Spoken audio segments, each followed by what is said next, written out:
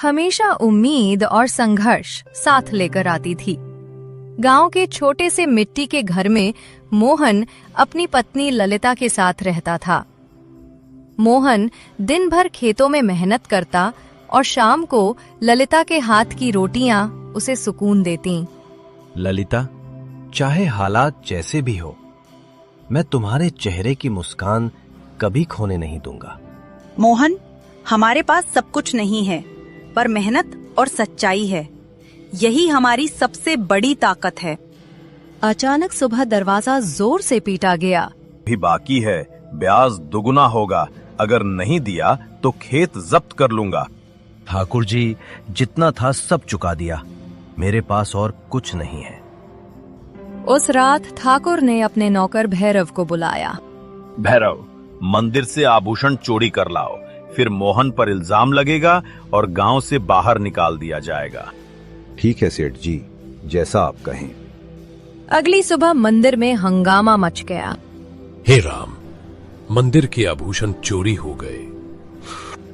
कल रात मोहन मंदिर के पास ही था। हाँ, मैंने भी देखा था। हाँ, मोहन चोर है, इसे गांव से निकाल दो।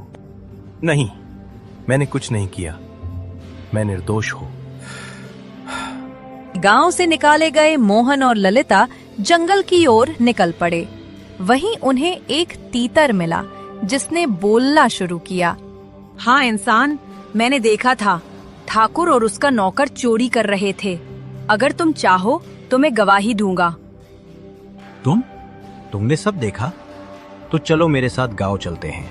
गांव ले जाने से पहले तीतर चमकने लगा और देवी का रूप धारण कर लिया। मोहन, तुम सच्चे और ईमानदार हो। मैं इस वन की रक्षक हूँ। श्राप के कारण मैं पंछी बनी हुई थी। तुम्हारी सच्चाई ने मुझे मुक्त किया। अब मैं तुम्हें वरदान देती हूँ। तुम्हारे खेतों में सदा हरियाली रहेगी, पर याद रखना, यह इनाम तुम्हारी ईमानदारी का है। कभी घमंड मत करना। मोहन गांव लौटा और देवी की कृपा से सबके सामने सच सामने आ गया।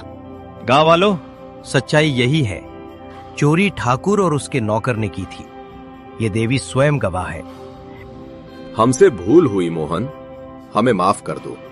अब हमें पता है कि सच्चाई और मेहनत ही सबसे बड़ी ताकत है। धीरे धीरे गांव में सुख शांति लौट आई।